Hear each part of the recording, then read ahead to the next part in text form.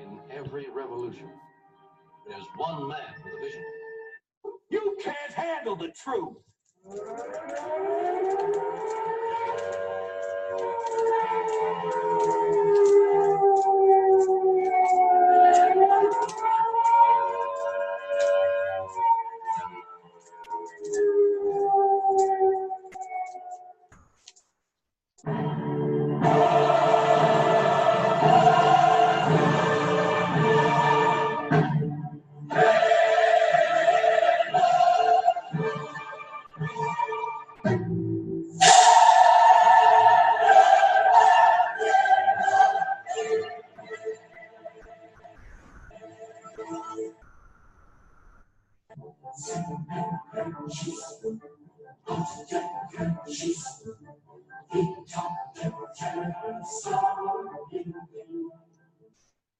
Welcome, folks, to a Memorial Day special show of Truth versus News. The three top soldiers in the world who took an oath and still sort of uphold it. We have James Betcher, the most dangerous mind in America. We have Scott Bennett, who's an outstanding PSYOPs expert and a military expert. Michael J., who's really been through a lot of experience, and we're going to share it all. And I've seen the previews here, folks. You're going to want to watch this show. We're going to record it, want to share it. This is outstanding. Passing your lap steps. We don't have any fake news. No, none of the fake news here. And I will say that if truth is politicized, all is lost. You can't believe a word the media says, but you better believe what you hear here because it is true. Lead on, Jim. This is going to be great. Happy Memorial Day. Well, thank you, Don. Yeah, happy Memorial Day to Scott and Michael J., veterans, all three of us. I was invited on Press TV to do a discussion about the EU election with Rodney Shakespeare, and it was a very interesting event. Well, I was explaining why the development, the move to the right and against immigration was a good thing. And Rodney was pretty cordial. The two biggest parties that lost their majorities, the center-right and the Socialists and the Democrats, very significant because this really was widely considered to be a victory for Trump and for Trump policies, for populism. The right-wing and populist groups did their best in Italy, France, and the UK. It's going to be an enduring effect because it appears these elections are held every 5 years. So that's going to make a major difference in the EU Parliament. And part of my explanation was why the Kalergi plan appeared to be the backdrop against which you have to understand what's going on here. Now, this fellow, a Freemason, Count Richard von Glaudenhove Kalergi, wrote a book entitled Practical Idealism, which he published in the 1920s, how he believed the abolition of the right of self-determination and the elimination of the sovereignty of European nations should be accomplished through the formation of a European Union. Yep. He wrote the plan also to couple it with massive migration so that white Europeans would become extinct. The Rothschild picked up on it and have supported it. The United Nations appear to be executing the plan called replacement migration, where Viktor Orban has been heralded in Hungary as the first country to drive the Rothschild-controlled banks from the land. We need to do the same. After publishing his book, Kalergi received help from Baron Louis de Rothschild to put him in touch with one of his friends, banker Max Warburg, who then supported him with considerable funds to help to form his European movement. The main problem lies with the fact that what Kalergi called for was not only the destruction of European nation states, but also the deliberate ethnocide of the indigenous, mostly Caucasian race of the European continent. This, he proposed, should be done through enforced mass migration to create an undifferentiated, homogeneous mass of serfs to be dominated by wealthy, self-electing elite. In his own words, the European man of the future will be of mixed race. Today's races and classes will disappear owing to the disappearance of space, meaning sovereign nations and borders, time and prejudice. The Eurasian Negroid race of the future, similar in its outward appearance to the ancient Egyptians, will replace the diversity of peoples with a diversity of individuals. Thus, Kalergi stated, would be a plan to run for and by the racial and spiritualist supremacy of blood aristocracy and Jewry. Those are his crude racialist words. People should be free to mix and settle with a partner from whatever race or ethnicity they choose, unless, of course, you happen to be Jewish, because the Jews discourage this. They won't in Israel allow immigration. It's a plan for other nations to destroy themselves. I'd compare it very much to, akin to Helter Skelter, Charles Manson's plan to bring about racial warfare between blacks and whites, where he believed that the blacks would be stronger and take out the whites, but they were also dumber, so that they would need his leadership. He and his group would emerge from the mountains to lead them. I think it's very similar to what we have here, where 9/11, of course, was the impetus for drawing the United States into the Middle East, not only to take out the modern Arab states that serve as a counterbalance to Israel's domination of the entire region, but also to create a massive movement of immigrants into Europe, where they are drawing on the resources of these socialist economies, and where some regions in particular, such as Sweden, have now become the rape capital of the universe. I have a good friend in Sweden. The newspaper won't even address the ethnicity or the race of those who are committing these unparalleled rapes at a rate never before seen in Sweden.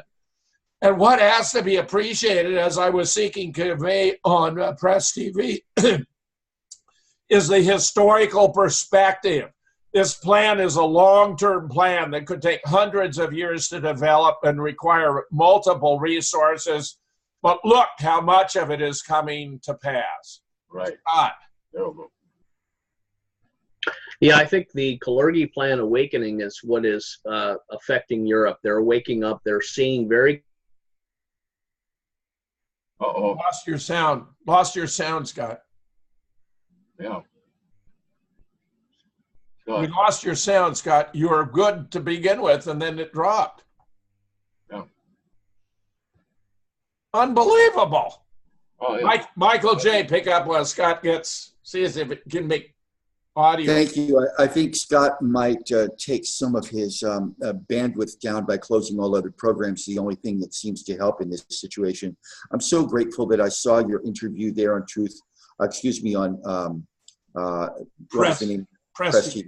Yeah, and it was so excellent, and I'm grateful that you had some agreement with Mr. Shakespeare, although he started out first kind of offering the common narrative of facing far-right reactions. But the Kalergi Plan really is probably one of the most uber-racist plans ever revealed, and that comes out of the Zionist desire to reduce the rest of humanity to a chattel asset status. And so these things are being exposed, and Scott is correct that the Europeans, and they want to label them as far-right fascists. No, these are just normal European people who want their nations back. They want to get out from under the EU, which is truly fascist, and that they are rejecting the globalist plan and the obvious elimination of the races by using mass immigration created by the 9/11 juggernaut and all the dominoes falling that caused all the problems in the Middle East, including now also Northern Africa, and they're going through a nation that they destroyed, that is Libya, and from Syria and Afghanistan. All of this is backfiring because, as Scott pointed out years ago, literally, that when the European peoples, the people groups that are distinct and have a very valuable and precious heritage to preserve, when they find out what's going on, there's going to be a very severe repercussions for those that are trying to destroy their cultures. Jim? Scott, please do. Join. Okay, hopefully you can hear me now. Yes. Okay. Yeah, I think Mike's right. I think the awakening of Europe to this Kalergi plan is going to be the next major civil war and renaissance in Europe. You already saw this with the Yellow Jackets. I think you're going to see it in Sweden and Britain and these Nordic countries, because they are particularly ferocious when their backs against the wall. They by nature are not going to submit. And we're seeing the evidences of a people being controlled by a socialist, fascist, politically correct government in Sweden and Denmark and elsewhere. And I think the tides are changing. I think this election is a very powerful indicator that the right-wing, center-right groups are coming back, and they are going to be providing very simple promises to their people. We are going to stop all immigration, period. No one is going to be in our country unless they speak the language and by invitation, and we will not be keeping people here that we do not want. Every single migrant and illegal immigrant will be removed from the European countries in question and sent back to where they came. I think we're going to be approaching a very real draconian step like that, because that's where the indigenous people want. That's what the American people want too. That's why Trump was very popular in his promises to defend America against the border. And I think all of this is going to begin to percolate. It takes a long time, because the average American, the average citizen, is very soft. They're very malleable. They're very, can't we all get along? It's a very small percentage that are the hardcore, cutting edge, raw leadership, command authority types that recognize this from what it was 3-4 years ago. Now the rest of the majority are just starting to wake up, and they see their whole European civilization in shambles and crumbling.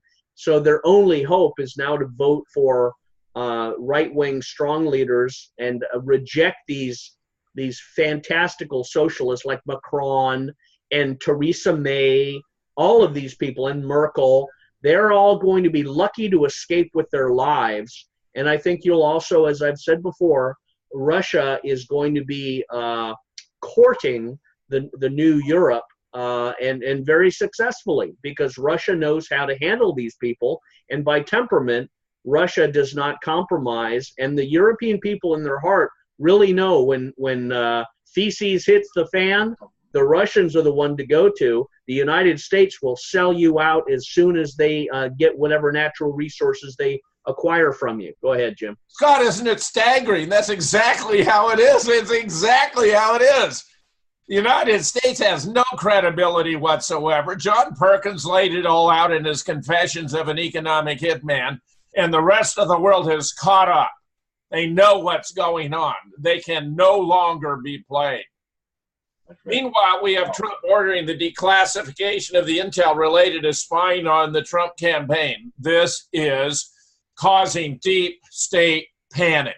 Late Thursday, the president issued a declassification order to Attorney General William Barr, granting him authority to declassify any information concerning the Obama administration surveillance activities during the 2016 election and before. The declassification order will hopefully provide more clarity on the Obama intel chief's efforts to thwart then-candidate Trump's presidential aspirations, in addition to the FBI and CIA's rogue surveillance operations and abuses of the FISA court in the process. Today's action will help ensure that all Americans learn the truth about the events that occurred, the actions that were taken during the last presidential election, and will restore confidence in our public institutions, said Sarah Sanders. The president's supporters largely applauded the order. An example, outstanding, President Trump authorizing the Attorney General to declassify documents related to surveillance during the 2016 election. Americans are going to learn the truth about what occurred at their Justice Department, replied Mark Meadows on Twitter, and others said the same. The Democrats, of course, were decidedly less enthusiastic. Meanwhile, we have Representative Gaetz observing that Comey, Clapper, and Brennan are all in jeopardy now, which may be why there are reasons to think that another assassination attempt against the president is in the works, that an 187 has been called for against the president. I read John McCain had somewhere called the JFK assassination an intervention in Dallas, which might imply the term intervention is something used by deep state to indicate assassination. Found this video where McCain made that remark in 2008. That's the author, of course, not me personally. The assassination, the tragedy in Dallas, there's data that may support the idea intervention equals assassination. Remember, Q recently said, panic in D.C. The signals I perceive and the images included in this post are like those of panic. Here are two images. The first one is from the most recent post where Nancy Pelosi is signaling for an 187. The second is from CNN Politics article about Air Force One. It actually shows an image of Jack and Jackie descending the stairs. This bothered the hell out of me. I know all this footage, of course, backwards and forwards, and having that put up inside Trump's Air Force, showing Jack and Jackie departing in Dallas, stunning stuff. I say these are both deep state signals of some sort, perhaps to activate assets to do something.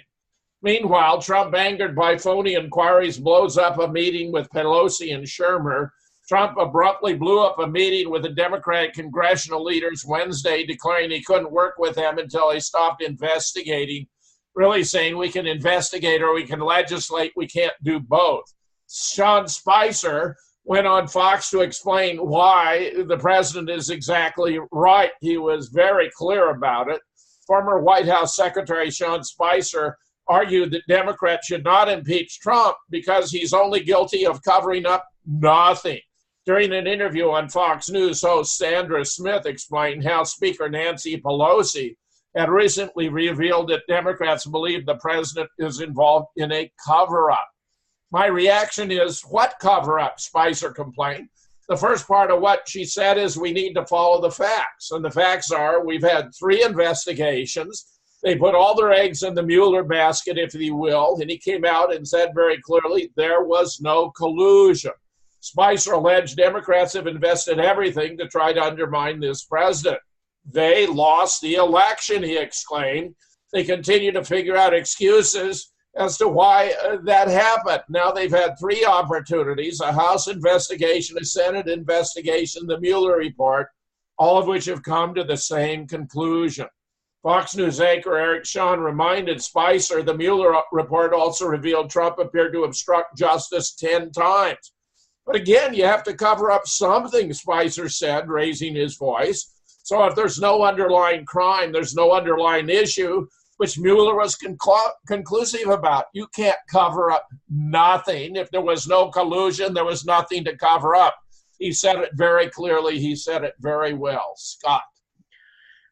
Jim, we have to remember 2 things. Number one, the Democrats are in complete meltdown, and they only speak emotion. They cannot speak logic because logic is the exposing of all of this this criminality, this conspiracy, this coup d'etat against the president. Logic and reason and analysis and the scientific intelligence evaluation of what happened, when it happened, who did it, why they did it.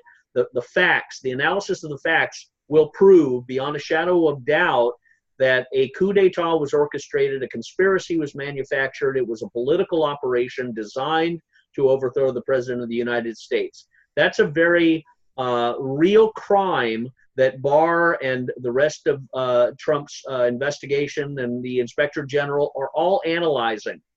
So the only defense is emotion, emotion, emotion. Wild, crazy emotion, defecating in your hand and throwing it against your speaker emotion, like the Yahoos in Gulliver's Travel. Madness, mouth-frothing convulsions, falling down, screaming up and bellowing at the moon like these lunatics when Trump won the election. Defecating in the streets, hitting yourself with a hammer, burning yourself alive. These are the very pathological spiritual deformities and possessions we are witnessing at the highest ranks of the Democrat Party, from Nancy Pelosi and her stuttering madness and her inebriated medications, and everybody, all of the clowns, all of the Keystone Cops, all of the trolls up there. It's like Lord of the Rings, the 3rd part, or or The Hobbit, when they go into the goblin subterranean world. All these Democrats are just beyond the pale of reason. And it is sort of offensive to the average Republican, conservative, libertarian type, because we're about logic and just passion and analyzing these things. But people have to come out from that mindset, because you're dealing with a very schizophrenic people. They realize that if they let go of the emotional stick, then the American people are going to look at them like traitors and treat them accordingly. And the law enforcement and the judge and the courts all will do so too. So their only hope for survival, of keeping their head above water, is frantically, spasmodically, like a drowning man, trying to flop and keep the water from coming in.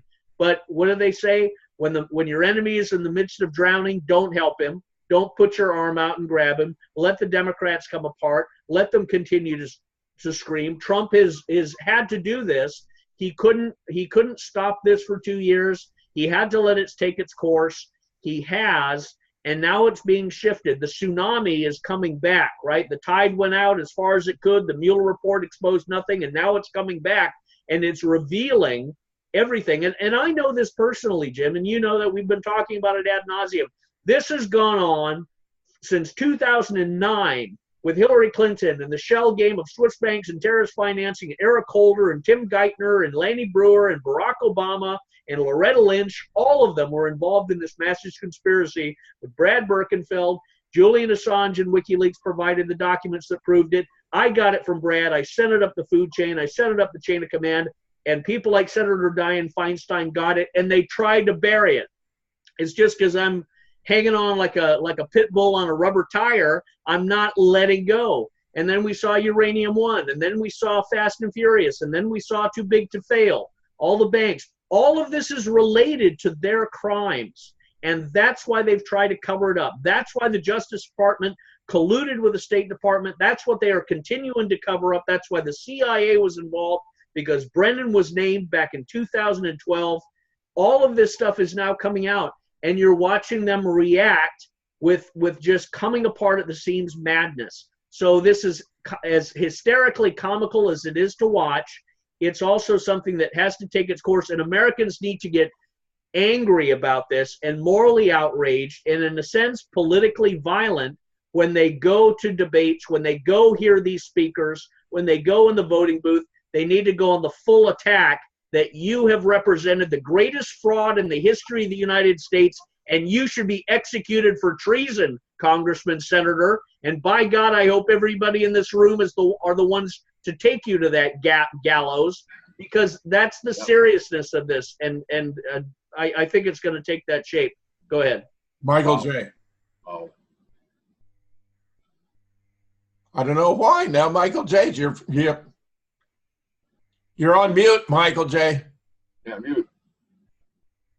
Okay. Mute. Mike? Unbelievable. Michael J., how can you be on mute? Here I am. Okay, There you are, I'm there you sorry. are. Thank you, Scott and Don and Jim. We can see that the amount of truth that was just released in the tsunami of Dr. Scott Bennett is washing over the fake reality of what people have been offered. And it was a tsunami. It's driving away all the debris. And as it recedes, what's real is left. What we're looking at, though, is that Scott has pointed out that the real cover-up was formed with a mindset that adopted this philosophy: accuse your enemies of what you yourself are guilty of. That's what we're dealing with. There isn't anything for Donald Trump to cover up, because that's been discovered with multiple, if they had anything, they would have jumped on it like a bunch of rabid dogs looking at a lamb. The reality is that these guys don't have anything, and they're screaming because what they are trying to cover up, like Scott said, is Uranium One. They're covering up the massive fraud. They're covering up their treason and funding the deep state for helping North Korea with nukes and helping the deep state that's in Iran and helping other places like NATO, groups like NATO to destroy innocent nations like Libya and Syria. This is why they're screaming. And we see the cult of the intel communities, that is the people that are still in there, are hoping that their figureheads like Clapper and Brennan and Dianne Feinstein and whatever, that these people will survive, but they're not going to survive. That's why we see this signaling about a potential 187 against Mr. Trump. This isn't the first. It probably won't be the last, but Mr. Trump is being protected in many, many ways, and many people are praying for him. So what we're seeing is America is realizing that their narrative that worked before, because they were in control of most of what we were hearing through the Mockingbird media, that control is being destroyed. CNN is going down. We can see them disappearing in the Coriolis of the toilet. And America is right now watching truth emerge. And right now, Mr. Trump can be bold because he sees that Americans are getting it. And right now, this declass couldn't happen before, but it's happening now. And it's going to be the next wave of tsunami of truth. And these guys are not going to survive this. Jim? Fascinating.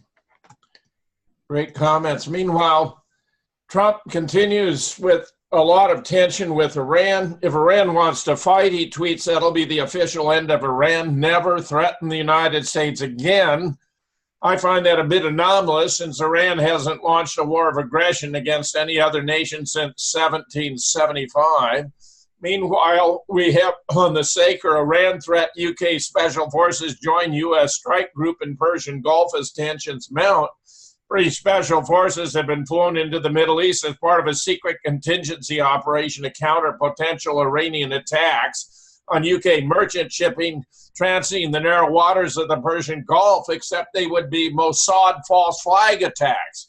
This follows a ratcheting of tension with the U.S. deploying an aircraft carrier strike group and B-52 bombers to the Gulf in response to what it said were credible threats about Iranian forces, except they were simply hints from the Mossad, which the Trump administration very obligingly took seriously. Bear in mind now that the Lincoln group was being deployed to the Middle East anyway on a routine rotation, but the B-52 bombers, their presence bothers me considerably. Meanwhile, a House panel, the Appropriations Committee, approved an amendment to the annual defense spending bill that would end the authorization for the military use of force, AUMF, that was passed in the wake of 9/11. As lawmakers grow increasingly concerned over the prospect of war with Iran. The committee voted along party lines, 30-22, for Barbara Lee's amendment to sunset the AUMF, and I applaud this completely, which has been used as legal justification for military operations against terrorist groups and other nations in the Middle East. Past days after 9/11, it's been cited as justification for conflict 41 times in 18 countries. 41 times in 18 countries. In the last 18 years, it really has become increasingly clear that the AUMF has essentially provided the president, and that's any president, the authority to wage war anywhere in the world at any time, said Lee, who was the only member of Congress to vote against the AUMF when it was passed, for which I applaud her. Meanwhile, Trump's Iran strategy is prompting a split in the U.S. Congress and the White House. There's no unity on Iran strategy in the U.S. Congress and the White House, says former American diplomat and GOP foreign policy advisor Jim Jatras and Joshua Landis, an American academic and Middle East expert.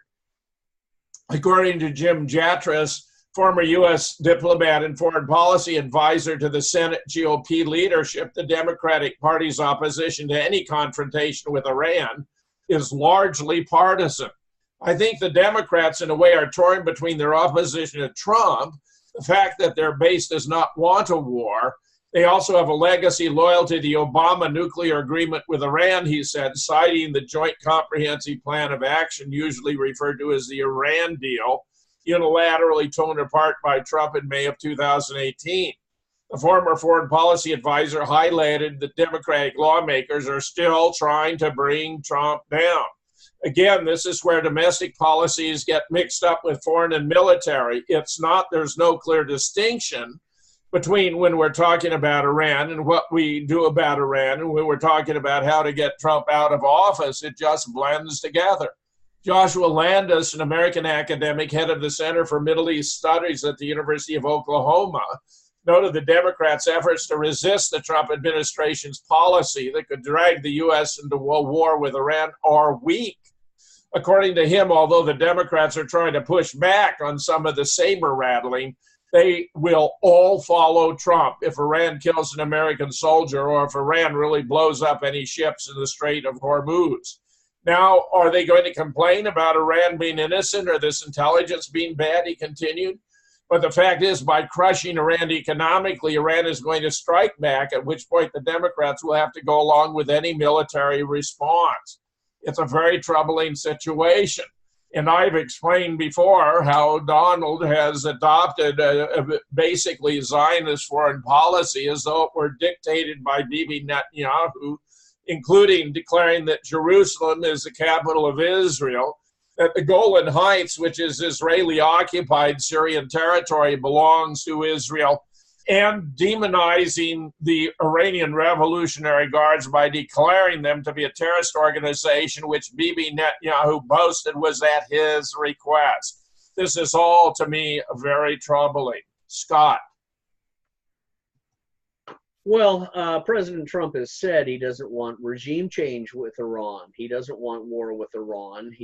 I think he's bitten off more than he can chew. I think he entered this entire geopolitical chess game with a losing position, which was that he can intimidate and economically strangle to the point where they hit the mat in a wrestler tapping out. And the Iranians will not tap out. They will not give up. They will not surrender, because this has become a religious 40 days in the wilderness sort of transformation. This is a spiritual a fight for them, not to conquer, not to perform any aggressive acts, as we've talked before, but to endure the attacks and the assaults and the toxicity and the cultural perversions of the West, and they have to endure and resist that. So Trump doesn't seem to really understand that, and the parasites and the liars among him exploit that ignorance, and they have been clouding all of his judgments. Pompeo and Bolton and Gina Haspel and Nikki Haley, and all of these people have been surrounding the president and smothering his good instincts. And these bureaucrats in uniform at the Pentagon, who incidentally should be the ones that are first executed for treason based on the 9/11 false flag attack. Everybody who worked at the Pentagon should be executed, who knew that this was false and knew there was no plane that hit the Pentagon, because they betrayed their first oath.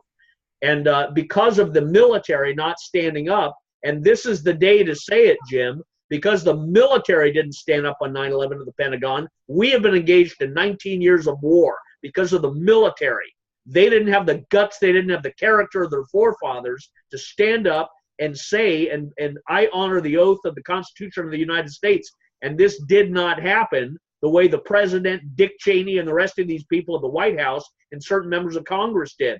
Where was the military? And because they didn't, we have fallen down into this abyss. And Iran is really the climax of it, because it is not about Iran. It is about Iran, Russia, Syria, Turkey, China. It's about a confederacy and a coalition of countries that are saying, as we talked about before, we're not going to sell our souls or be enslaved to the West. We are not going to be poisoned by its pornography and its corruptions. We are not going to be sold the American dollar, worthless pieces of paper, for our natural resources. There's a better way. There's a better hope, and it does not involve this United States of America. That's where they're beginning to gravitate towards, because we have destroyed, robbed, and killed and crushed the entire civilization from Libya to Syria to Iraq to Afghanistan. all for and under a lie. So Iran is sort of the last line. They're not going to bow. I think Trump recognizes this. He's just trying to back out. He's trying to have talks. He's trying to say without losing face, I want to talk with Iran. I wish they would call me, blah, blah, blah. We're doing everything we can to encourage that, but it's sort of very difficult because the Iranians have enormous amounts of pride. They have enormous amounts of distrust. So they are not going to be extending themselves towards the United States. But Trump can still salvage this with the right people. But he has to start with firing these liars and these parasites like Bolton, who is his secret scar down his lip. The North Koreans are even commenting on, calling him a human defect and all sorts of genetic abnormalities and anomalies with him. That's John Bolton. And psychologically, that's why he's manifesting so much hate, is because of his own internal dissatisfaction. So John Bolton is broken, damaged goods. Trump needs to remove him as such. Pompeo is a walking Neanderthal idiot. All of these people need to be removed, and Trump needs the varsity team of leaders. I'd suggest Senator Dick Black of Virginia, because he is welcomed and loved by Russia and Syria and Iran. They all respect him. He'd be the best person for the Trump administration. But all of this stuff is coming to a climax, and one ship being blown up or something of a Gulf of Tonkin situation could launch us into a fight that would lose tens of thousands of American lives. We would lose in the Strait of Hormuz. We would lose in the Black Sea. We would lose a large part of our Navy, probably half of them.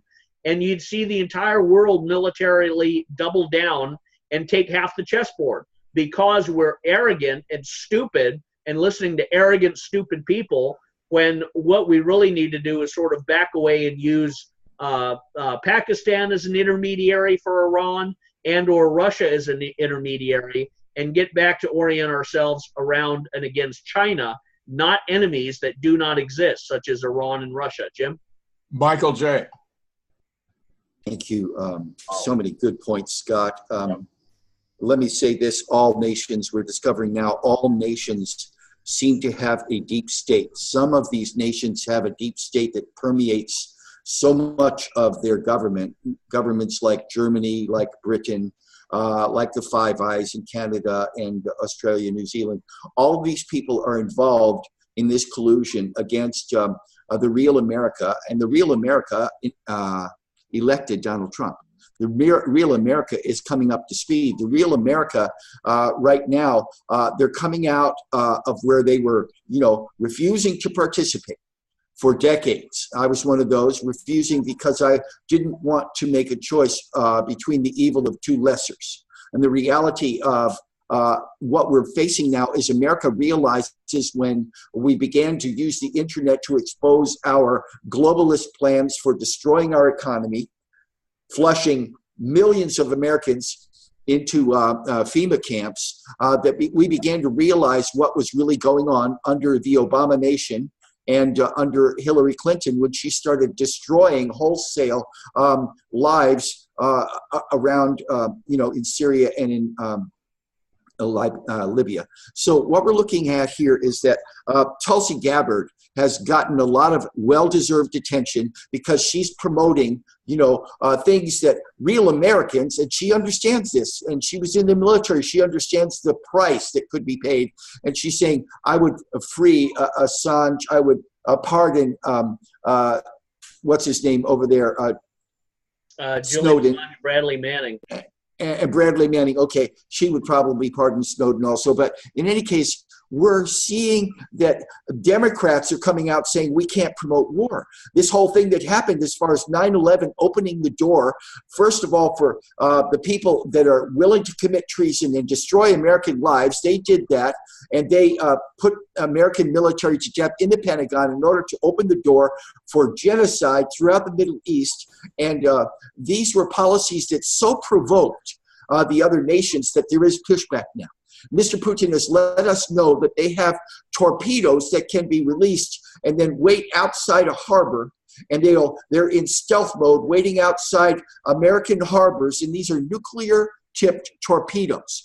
If America presses in and uses, and the only thing that would really work, by the way, are nuclear weapons against Iran, because they are well dug in, they are well entrenched in, and Trump knows that Israel would turn into a very big place of melted radioactive glass if these people press in here. And I see that we've got an international stalemate. But does this matter to people that Scott has been describing as sociopathic, unable to get off their addiction to war? We've got a war machine that actually has been the bulk of what America is exporting. We're exporting all sorts of weapons and missiles and whatever, but even that under the Democrats began to fall apart because the corruption that produced the boondoggle like the F-35 is being seen and exposed by to other nations that this thing is a piece of crap, very expensive crap. And none of our advertising is going to change that. What we're seeing is many nations now are going to Russia to get their weapons systems and their anti-missile missiles and things like that. So America is in a place of forced change. Mr. Trump has got his finger up in the air, and people that have the grace and the courage to let him know that he's being manipulated by a bunch of sociopathic, morally demented, morally diminished, and morally imbecilic people around him, that he has got a choice to make, and he needs to choose what the American people hired him to do. Jim? Thanks, Michael J. Fantastic. Meanwhile, talk about your meddling. The U.S. Army Research Center is publishing a strategy to destabilize Russia. The U.S. could use a variety of economic, military, and ideological strategies to overextend and unbalance Russia. A new report sponsored by the U.S. Army glaringly suggests offering blueprints to divide and destabilize the country.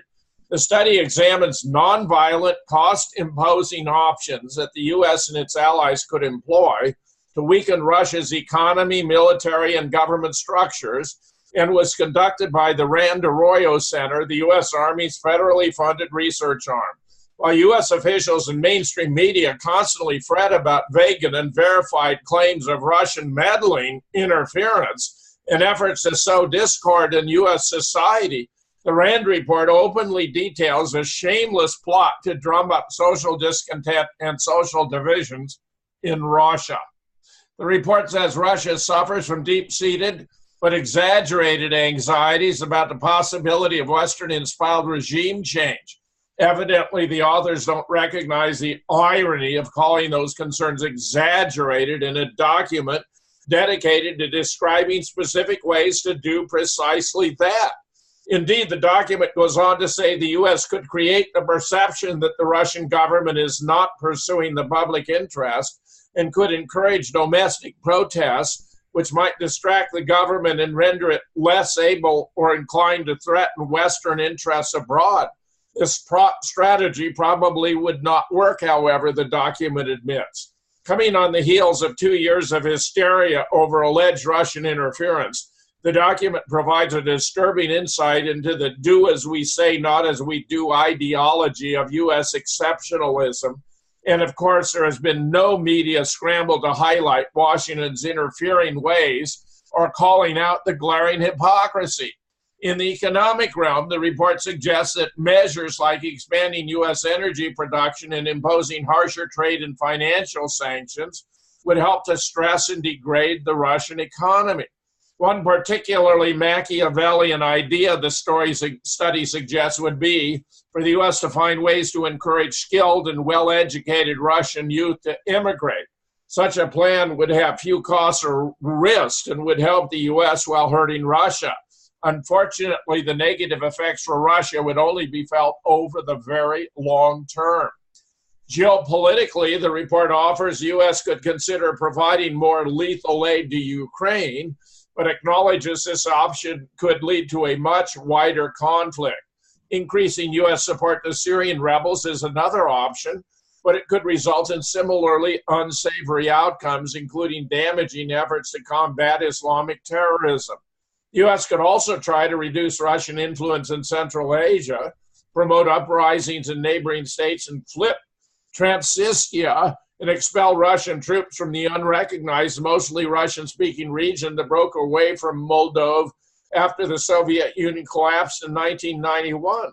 However, the authors resigned themselves to the fact that most of these options would be difficult to carry out, could prove costly to the United States, and might not even have the desired effect. Militarily, the U.S. could reposture its bombers within easy striking range of key Russian strategic targets in order to raise Russian anxieties. Washington could also start deploying additional tactical nuclear weapons to Europe and Asia, also to heighten anxiety in Russia, and force Moscow to increase investment in its air defenses.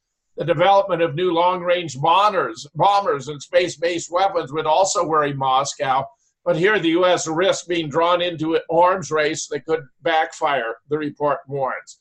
On the waves, the U.S. could increase its presence in Russia's operating areas, including the Black Sea, although it would be more dangerous for the U.S. to operate in this region during a conflict. Ultimately, the document reads like an exercise in projection, a list of provocations that Washington could carry out against Moscow, while claiming they are merely defensive responses to alleged Russian aggression and publicly dismissing Russian concerns as mere paranoia. Scott. Well, I was at the RAND Corporation when they were devising this plot to overthrow the Arab regimes, calling it the Arab Spring, and George Soros was part of that RAND Corporation project. I remember distinctly and seeing the documents in the paper and listening to the presentations. RAND Corporation was all over the Arab Spring, and I remember the people from the Middle East that it brought in and media commentators. So whether intentionally or not, the RAND Corporation really overthrew and caused a major source of chaos around the world with this Arab Spring. And I think the same thing is inevitable with this sort of an asinine analysis of overextending and unbalancing Russia. I think quite the opposite. If there's a country that is overextended and unbalanced, it's the United States of America, and the U.S. is so much more easily destabilized and torn apart by internal domestic strifes. I mean, I could go on and on if I wanted to create a psychological warfare playbook, but it would not be difficult at all to disintegrate the United States into regional factions and uprisings and civil war. You already see the fomentation of the sexual schizophrenia with the LGBTQ homosexual agenda to mainstream sodomy and feminists and every sort of perversion. The sexual perversion culture is really the defining nameplate now attached to the United States of America, and these sort of things can be really put out in the mainstream news for the world to see. That extends and unbalances the United States. And to see these silly things like somehow strangulation of oil is going to hurt Russia is ridiculous. It actually has the opposite effect.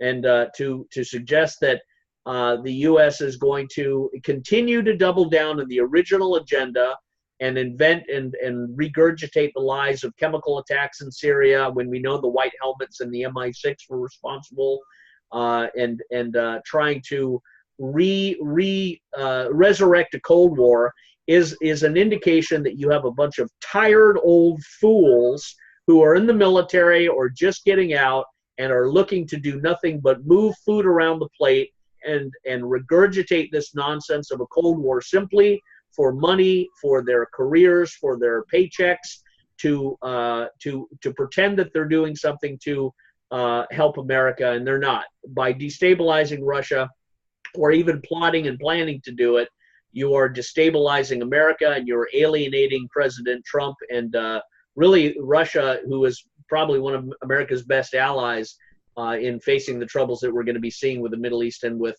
China. Jim? Michael J. I wonder if people saw Jerry Nadler have his little spell where all sorts of people that were concerned about his psychological and intellectual shutdown swarmed him. But we pointed out also in times past, and a recent article came out, that people in our Congress and Senate are receiving all sorts of drugs from the pharmaceutical companies, including medication for Alzheimer's. So we're watching something profound happening in this old cult of what would you call them? Globalist, anti-American traders who make a profit off of destroying the nation that actually gave them an opportunity and privilege to serve. Russia fought for its survival in World War II.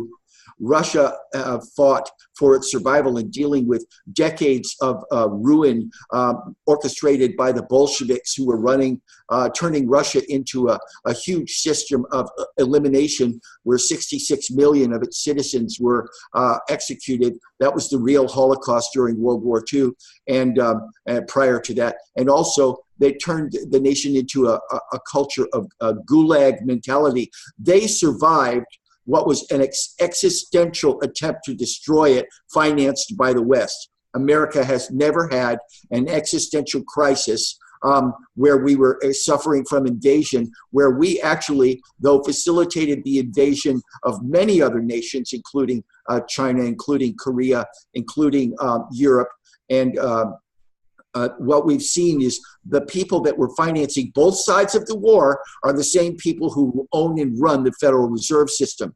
So we're seeing that America has something to face right now, but what we're looking at, and Scott was pointing out, is what we see America is suffering from is a autoimmune disease in the realms of our politics, in the realms of our sexuality, our morality, our culture of criminality, because our courts are part of the problem. You can't really expect certain things to happen without the people rising up, because the courts have adopted a law system which has actually promoted corporate rules and corporate uniform commercial code rules that destroyed justice in America. We've gotten rid of God's law, and we've adopted a law that its bottom line is always, we need to make money, we need to support the industrial prison complex, and we need to get people to plea, threaten them with all sorts of things, but make sure they plea, and then give them maybe 1 or 2 years so we can continue to show the American people we're doing something about crime when they're the criminals. So America is waking up right now, and people are understanding that that real justice has to become, again, a grassroots issue where we're not going to tolerate the police state mentality that has turned us all into a bunch of witless victims experiencing a perennial condition of Stockholm syndrome. Jim? Thank you, Michael J.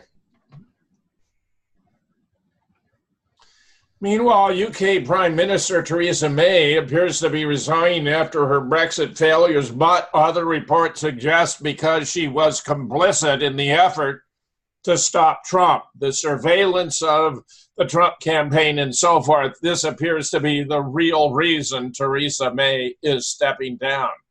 Meanwhile, on the Swedish arrest warrant for Assange, it's bizarre. This is by Craig Murray, whom you've heard me mention before was a conduit between Seth Rich and Julian Assange. In Sweden, prosecutors have applied to the Swedish courts to issue a warrant for Julian Assange's arrest. There's a tremendous backstory to that simple statement. The European arrest warrant must be issued from one country to another by a judicial authority. The original Swedish request for Assange extradition was not issued by a court, but simply by the prosecutor. This was particularly strange as the chief prosecutor of Stockholm had initially closed the case after deciding there was no case to answer. And then another highly politically motivated prosecutor had reopened the case and issued a European arrest warrant without going to any judge for confirmation. Assange's initial appeal went up to the UK Supreme Court, was in large part based on the fact the warrant didn't come from a judge, but from a prosecutor who is not a judicial authority. I have no doubt that if any other person in the UK had been the accused, the British courts would not have accepted the warrant from a prosecutor. The incredible and open bias of the courts against Assange has been evident since day one. My contention is borne out by the fact that immediately after Assange lost his case against the warrant in the Supreme Court, the British government changed the law to specify that future warrants must be from a judge and not a prosecutor. That's just one of the incredible facts about the Assange case that the mainstream media has hidden from the general public. The judgment against Assange in the UK Supreme Court on the point of whether the Swedish prosecutor constituted a judicial authority hinged on a completely unprecedented and frankly incredible piece of reasoning. Lord Phillips concluded that the English text of an EU treaty, judicial authority, could not include the Swedish prosecutor, but that in the French version, autorité judiciaire would include the Swedish prosecutor. The two texts having equal validity, Lord Phillips decided to prefer the French language text over the English language text. An absolutely stunning decision, as the UK negotiators could be presumed to have been working from the English text, as could UK ministers in Parliament when they ratified the decision. I am not making this up. You will find Phillips' amazing bit of linguistic gymnastics here on page 9, paragraph 21 of his judgment. Again, it's impossible this would have been done to anyone but Julian Assange. And had it been, the outcry from the mainstream media against the preference given to French wording, and thus French legal tradition, would have been deafening. But given the state's animus against Assange, it was all passed quietly, with the law simply amended immediately thereafter to stop it from happening again. The law having been changed, this time the Swedes have to do it properly and actually go to a court to issue a warrant. That is what is now happening. As usual, The Guardian on Monday could not resist the temptation to tell an outright lie about it, the main headline being completely untrue.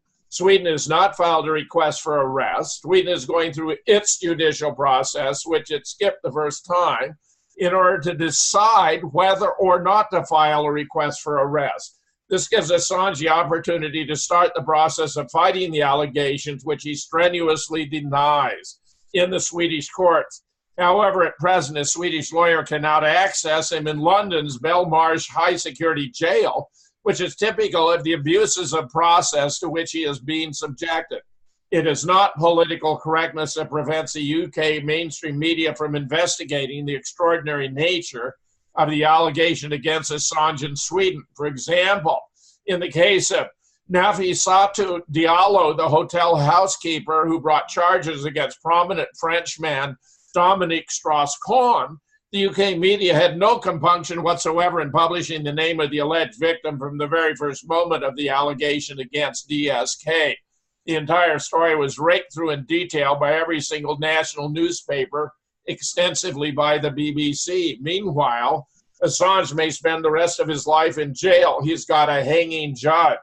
There is little hope for Julian Assange to be given a fair trial in the hands of the U.S. justice system. A former CIA analyst and whistleblower, John Carricow, whose case was handled by the same district court in Virginia, told RT. Carricow blew the whistle on government-sanctioned torture program in 2007 and was sentenced to 30 months after pleading guilty to leaking the name of an officer involved in waterboarding. Told RT there's a high chance Assange might spend the rest of his life in jail. The U.S. Department of Justice rolled out 17 new charges against Assange under the Espionage Act, a World War I era document that was aimed at prosecuting spies during war. Assange became the first journalist or publisher ever to be charged under the century-old law and now faces up to 170 years in prison. According to Carricow, Assange should not count on the court's impartiality in this case. They're going to try to make an example of Julian. He's been charged in the Eastern District of Virginia.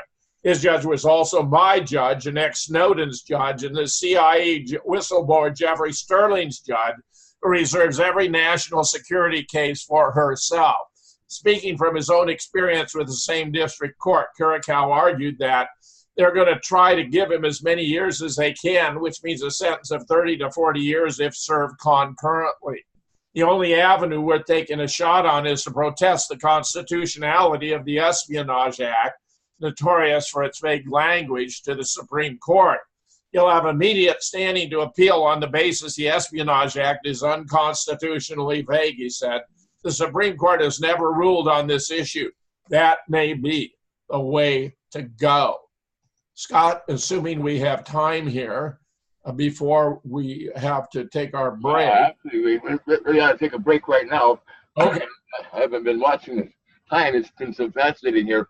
But yes, this is the Memorial Day show, and we'll be right back with Truth versus News in about a minute here. So thank you so much, folks, and we got to take a quick break here. God bless. Here.